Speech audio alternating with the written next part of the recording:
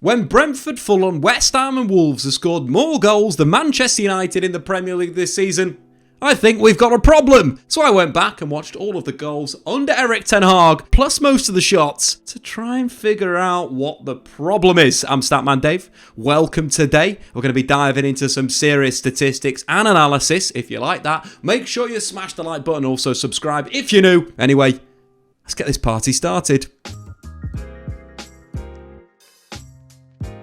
Last season, Ten Hag set Manchester United up in a 4-2-3-1 that transitioned to a 3-6-1 when United won the ball. This came with movement from Christian Eriksen, who would drop into the defensive line, either to the left of the centre-backs or the right of the centre-backs, or more frequently in between the centre-backs to get on the ball and dictate the play from deep. Christian Eriksen was very much a roaming playmaker for Manchester United last season, was involved at the base, but it would also move into the final third. This shape allowed Casemiro to play as a sole holding defensive midfielder or number 6, and either fullback would join Casemiro dependent on which side of the pitch the ball was on. Take the left side, the right back would tuck in and support Casemiro. The shape was arguably kind of a little bit like a diamond at times, with the wingers holding the width, the two fullbacks coming inside, and Bruno Fernandes given a real free role in that number 10 position. The progression, of course, came from either outside centre-back or Christian Eriksen really breaking the lines with his flat passing. His links with Bruno Fernandes was really good last season. Take the goal that they scored against Arsenal, which we'll have a look at later on. Christian Eriksen completed more progressive passes and more passes into the final third than any other Manchester United player last season, and his role and build-up was crucial to get United into the final third. Talking about Bruno Fernandes, he was the creative hub, created more chances than any other player last season in the Premier League, with 98 coming from open play, which was more than any player managed in the entirety of the 21-22 season. Bruno Fernandes' role within the side was to get on the ball and be kind of super direct, usually utilising his passing combinations or through balls to the wingers to get behind the opposition's backline, but creating a lot of opportunities and having a free role in United's attack. Of course, other players had big roles last season. Marcus Rashford scored 30 goals in all competitions and played his minutes either as a wide player, driving on the inside from the wide positions, or alternatively making those runs in the back line as we saw before, dribbling, driving at the opponents, and usually being supported by a fullback on the inside or on the overlap. Manchester United's style of attacking play last season was very much wing play, utilising both flanks, independent of who was on the pitch, be it Bruno Fernandes playing wide, be it Anthony, Alejandro Garnacho, Marcus Rashford, or even Anthony Elanga. The United structure again was quite fluid in a sense of when Christian Eriksen had played the pass into the final third, he would try and get himself into the inside left channel, again creating this really advanced attacking structure for Manchester United. In a similar way, that 3-1-6 structure was throughout everything United did well offensively. And the big part about the transition as well is Manchester United had a solid transitional nature and could defend well against the counter-attack, with the really key triangle of the back of Martinez, Rafael Varane and Casemiro. One of the big features of Manchester United's play last season was after an attack had broken down, with Casemiro winning the ball back and then instantly looking forward and breaking through. United scored a lot of goals with Casemiro simply winning it and playing forward and breaking the opposition where it hurt as they moved to their build-up structure. United's shape was good, there was a lot of freedom with Bruno Fernandes, and wing play would create a lot of opportunities. Defensively, Manchester United played a bit of a mid-block. They drop off the opponents and look to sit a little bit deeper in a very much a 4-2-3-1 structure with Casemiro, Eriksen, the back four made up of the right back and of course the two centre backs and left back, and Anthony and Marcus Rashford would sit in quite a narrow defensive structure, and United would allow the opponents to play and then they'd break through. In fact, if you look at Manchester United's defensive stats last season, they kept the most clean sheets in the Premier League but conceded just the third most goals. You take 40% of the goals that United conceded last season, of course came in games against Liverpool, Brentford and Manchester City, shows how impressive it was. A lot of good attacking stuff last season, and there was real growth and ideas where Manchester United could utilise different players and grow as an attacking football team. This season, Erik Ten Hag has moved to more of a 4-1-4-1 structure, or 4-3-3. The ideas at the start of the season were to get Mason Mount, Bruno Fernandes and Casemiro into midfield, allowing Mason Mount and Fernandes to play as free eights, and United very much building with a 4-1-4-1 structure. At times, we'd see fullbacks moving into midfield and joining Casemiro at the base, allowing United to build in a 3-2-5 structure. But of course, injuries have caused United a lot of problems this season, which has seen the emergence of not only Kobe Mainoo, but the poor form of Anthony has seen Alejandro Garnacho move onto the right-hand side. The structure is decent. The pressing is very, very poor. We've already done a video on that, so if you've not checked that out, make sure you go and look at that, because we dive in and create our own statistics based on Manchester United's pressing structure. But the other issues for Manchester United, of course, has been the injuries to not only Luke Shaw, but Martinez as well, meaning that Manchester United are having to field players that are not as comfortable on the ball as previous seasons. What this means for build-up is that they really struggle at certain times. Casemiro is a ball-winning midfielder. He's not a playmaker like a Christian Eriksen, or let's take a Xabi Alonso or a Busquets, a player that's going to get on the ball deep and going to dictate. He's going to break, attack, and then look for a killer pass. So the problem Manchester United having this season building with one defensive midfielder is it's very, very easy for the opposition to press Casemiro at the base of midfield, then squeeze the rest of the team back, which usually leaves the ball dropping back to Andre Onana and then him going long and breaking through. United's build-up is very, very poor. You haven't seen Mason Mount make too many appearances for Manchester United, and maybe it would have changed there. What I would like to have seen is maybe upgrading the likes of Christian Eriksen, that roaming playmaker, to a player that can get on the ball deep, progress United through the thirds, and then they can attack. The structure is better for what Ten Hag's Ajax did really well. Of course, they attacked with a lot of underlaps coming from the central midfield areas to really stretch the opponent. What that would mean for Manchester United is you have a lack of sort of focus on Bruno Fernandes in the final third, making them far more unpredictable. But actually what we've seen this season is a lot of wing play. We've not seen a lot of third man runs, we've not seen a lot of underlaps, we've not seen a lot of positional goals, where Man United dominate the ball and then use superiorities to break their opponents down. But simply what we've seen at Old Trafford this season is a lot of play from the wide areas, where Man United, however they do it, usually let's say a long ball from Andre Onana, getting to the wide areas and then the fullback supporting. Let's take the right hand side. Diogo Dalot's been really good at overlapping and underlapping with the nominal right winger on this side to get on the ball and get crosses away. But you haven't seen a consistency of Manchester United. We've not seen them dominate in the final third. When you look at the fact that they've only had 51% possession this season, you've got to start looking at different areas of the pitch for why Manchester United simply aren't scoring enough goals. Injuries have been a big problem for Manchester United this season, but if you look around the Premier League at the likes of Unai Emery's Aston Villa, or alternatively Ange Postecoglou's Spurs, or even De Zerbi's Brighton, there's a clear style of play. We take that concept further and look at Xabi Alonso's Bayer Leverkusen, when some of the best goals they've scored this season have come in the Europa League with their second team. All those teams that I've just mentioned there have less resource than Manchester United, but all have a very clearly defined game plan. Independent of who's playing, they play that style of football, and it's seen by the effectiveness of each team given their resource in their current divisions. Manchester United are a big work in progress. Ten Hag earned recognition for his deployment of positional play at Ajax, but what actually is positional play? Positional play is a philosophy that's been popularised by Pep Guardiola that seeks to use the zonal positioning of players to gain an advantage over their opponents, as they look to create at least one of three superiorities: numerical, qualitative and positional. The most common method of chance creation in a team deploying positional play is the overload-underload methodology, where a team will build down one flank and overload it, dragging the opposition over to stop progression. The positional play team will then look to exploit the extreme width and quickly switch the play to the underloaded flank, either through short passing combinations, usually through midfield, or through a big long pass. Regardless, this methodology usually creates at least a qualitative overload with a dynamic attacker in a 1v1 with a defender. When doing the research for this video, we sat down and watched every single one of Manchester United's goals under Erik Ten Hag, as well as most of their shots. And what came out comparing this season to last season were a few problems. In short, Man United are about as effective from corners, free kicks and penalties. But despite wanting to be more of a transitional team this season, Man United are scoring fewer goals from turnovers and counter-attacks, and considerably fewer from positional play. There's also a greater reliance on individual quality to create chances, whilst Casemiro is far less influential. In fact, last season, Casemiro's turnovers led to as many goals as United scored from the penalty spot.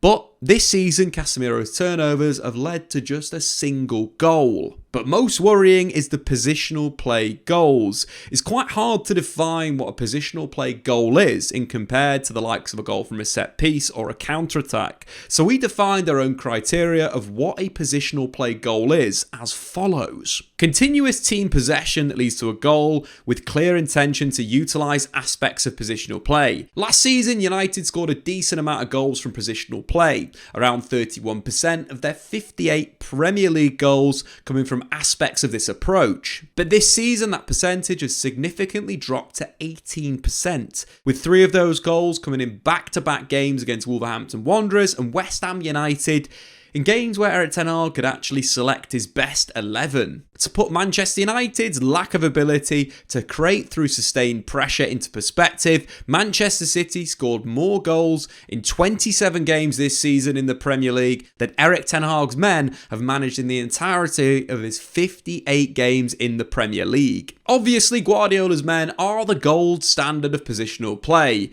but Erik Ten Hag isn't Big Sam Allardyce. He used positional play at Ajax, Utrecht and at Bayern Munich when Pep Guardiola was head coach. A good way to compare how off the pace Manchester United are is to compare games against similar opponents. Manchester United, Manchester City and Arsenal have all beaten Sheffield United this season. But 2 teams controlled the game, recycled possession, used concepts of positional play to win. The other team relied on individual moments of quality. So let's take a look at those goals. First up, Julian Alvarez versus Sheffield United. City not only use an overload in a central area, they create with width, create a 1v1 situation, and then have a brilliant bit of rotation to open up the door. So we pick up the play with Kovacic at the base of midfield. City have slightly changed their build-up in midfield. They play with a 3-2-5 structure, but they have a kind of 6-8 axis this season, which is a bit of a change. What that means is for the opponent is they now have to deal with another midfielder. Rodri's position in this goal is vitally important. He takes the attention of Vinicius Suarez for a second, which opens up a passing lane into Bernardo Silva's feet.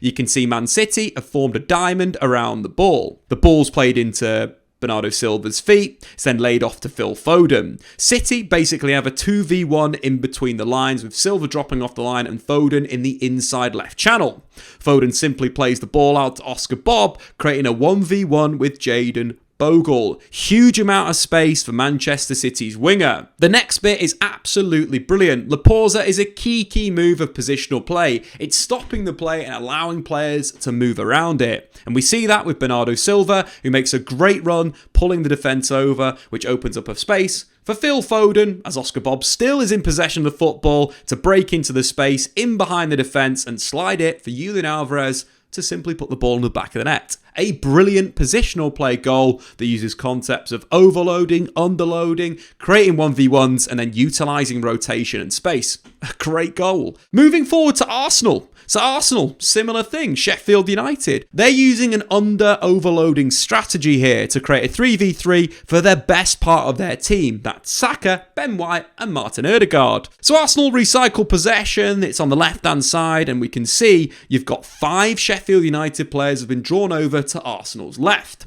Declan Rice switches the play through William Saliba, and of course Ødegaard receives possession with a good positional structure. We can see Ben White holding that wing position. Saka's moved into the inside right position and Ødegaard is sitting a little bit deeper as this roaming playmaker. As the play moves forward, we can clearly see that Sheffield United are now underloaded on this side. You can see that the 5 players that shuttle down to the left-hand side haven't reacted to get over to that side of the pitch, which opens up a good little bit of space for Ben White to chop inside, Ødegaard to use his brilliant brilliant passing. You've then got Saka in a 1v1, superiorative overload with the defender, fantastic ability to open himself up, bursts on the outside and cuts the ball back for Declan Rice to finish. A positional goal with rotation. If you take the move back a bit, Declan Rice actually starts on the left-hand side as an inside left player, moves across, Kai Havertz drives to that back post, and he's the guy that puts the ball in the back of the net. A fantastic positional goal. And now let's move on to Manchester United. To start things off, Victor Lindelof has just carried about 35 yards, closing the space down for the winger ahead of him. Then United obviously utilise the ball, play it back through midfield. At this point, United have done the same thing, where there's now 6 players here that United have drawn over to the left-hand side of the shape. What did Arsenal just do? They switched the play. It wasn't a direct switch, it was a switch back through defence to create a 3v3 out wide. United, in fact, on this right-hand side, have a 3v2 right now. But instead of opening up the play, United go down the left-hand side again. It's a bit of a weird pass, but also Victor Lindelof doesn't really receive very well, which leaves them into a position where they've got a 2v2. Sheffield United are absolutely comfortable defending in this situation. They've got an overload in the box with their 3 centre-backs. United recycle the play back through Alejandro Garnacho. He looks to take on the opponent. Instead of it being Oscar Bob, where City have opened up an opportunity for him to slide a pass through, nobody's making that underlapping run, but there's a 2v1 on Alejandro Garnacho, which means United have got to recycle possession back to the fullback. They've basically played football there for 10 seconds, they may as well have not bothered. They're back into the same position. And it leads to United scoring a goal through an individual brilliant strike from Diogo Dalot. This isn't something that's being worked on. This is not positional. This is just Diogo Dalot being Diogo Dalot of this season. That's Manchester United's player of the year. This is a brilliant goal that gets United the 3 points, but it doesn't come from a constructive move or concepts of positional play. Just a player that's playing the best football of his career. As mentioned, Ten Hag has barely had his best team to select from. That's definitely a contributing factor, but also Ten Hag's tactics have been the problem. Whilst the overall shape is largely the same, Ten Hag used the central midfielder at the base of the formation, usually dropping in between or to the side of the centre-backs to get a good ball player in this zone. This season, Man United have moved away from that and are using free eights or advanced midfielders that look to utilise their ability in between the lines. This has led to United using fullbacks in their build-up, which has been detrimental to their positional play. This has led to fewer goals from drawing pressure high up the pitch. This is a key method of chance creation last season. In fact, one of the best positional goals United scored last season was Antony's against Arsenal, where Eriksen dropped into the centre-back position, split the Arsenal midfield with a pass into Bruno and created a 4v4 on Arsenal's backline. But this season, a lack of consistency in the backline as well as poor ball players at the base of midfield have become a real issue for United. This inability to play through was highlighted in Manchester United's 2-0 win over Everton.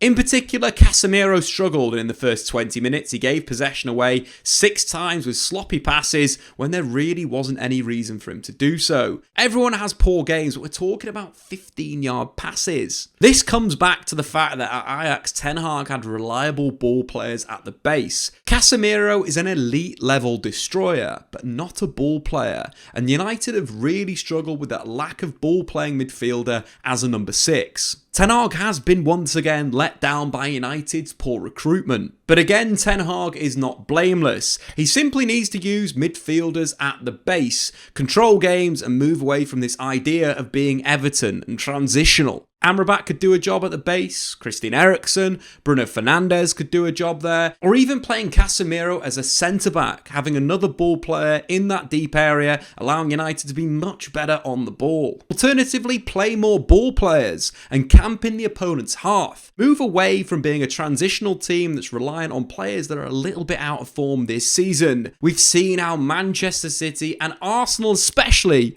have camped in the opponent's half with 10 outfielders in a compact block, which allows them to dominate, counter-press and use positional play to unlock the door. It's really, really simple. Play those players back into form. Before we dive into the statistics and the solution to Marcus Rashford's form this season, let's take a look at his player profile. For me, Marcus Rashford is at his best when he's playing as an inside forward on the left wing. That's a player that's going to penetrate the opposition's line, either on the dribble, driving through, slaloming and dancing his way into the penalty area to get a shot away, or alternatively getting played in behind the defence by one of his teammates, namely Bruno Fernandes, who likes that pass in on the inside to the forward running from the outside.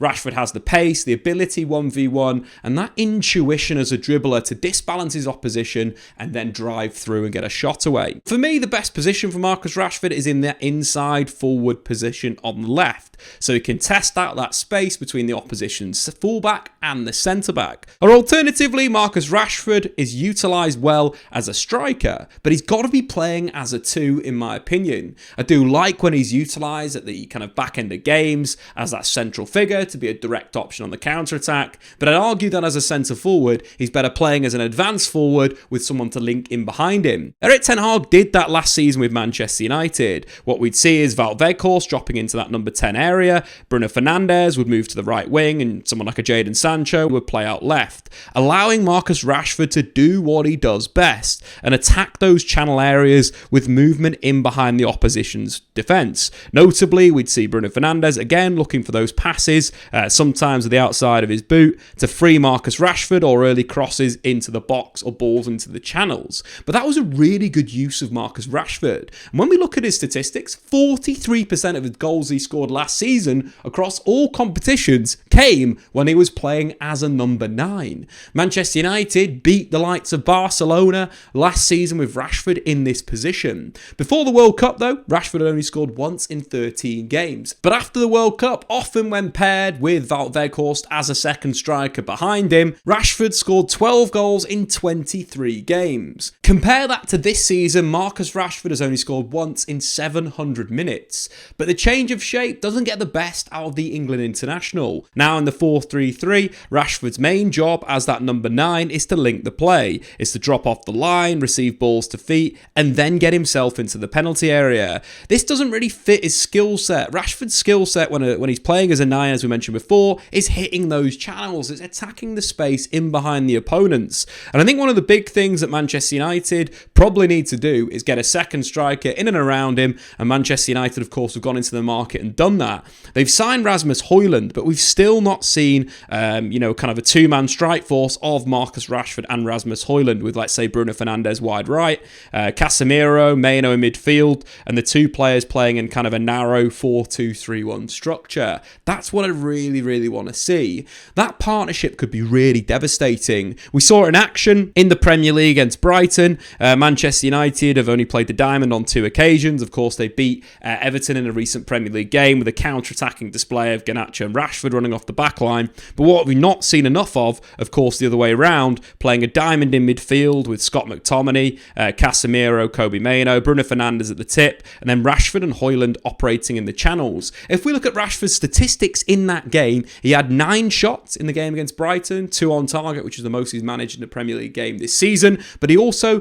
completed a whopping 10 of his 16 dribbles. And in fact, the pair actually combined for a goal directly that was ruled out for offside. Erik Ten Hag is really shooting himself in the foot. We've not seen enough of the diamond with Rasmus Højlund and Marcus Rashford playing as 2 strikers, or more importantly, the 4-2-3-1 that we saw last season. Throwing on Bruno Fernandes on the right wing, Garnacho on the left wing, and then Rasmus Højlund operating behind Marcus Rashford as a second striker. Again, United's attacking structure will be really variable and with lots of different pockets of space where different players could pick up. You could see Højlund maybe operating inside left, Bruno Fernandes operating as a playmaker, Diogo Dalot coming up on the overlap, providing a 3-2 structure. There's loads of options that we've not seen with Marcus Rashford. And even more frustrating, we haven't seen him play in recent weeks as that striker, as Man United have taken a lead of games and they're looking to play on the break. Rashford scored a lot of goals playing 20, 15 minutes at the end of games on the counter-attack. It utilises his pace and his ability on the counter-attack. So how do you fix Manchester United's attack? Well, I think first and foremost, we need to understand what Manchester United is. Man United aren't a transitional team. They're not Diego Simeone's Atletico Madrid or Sean Dyche's Everton. No disrespect to how those two guys play football, but Manchester United are all about control, all about attacking with pace and power, interchange,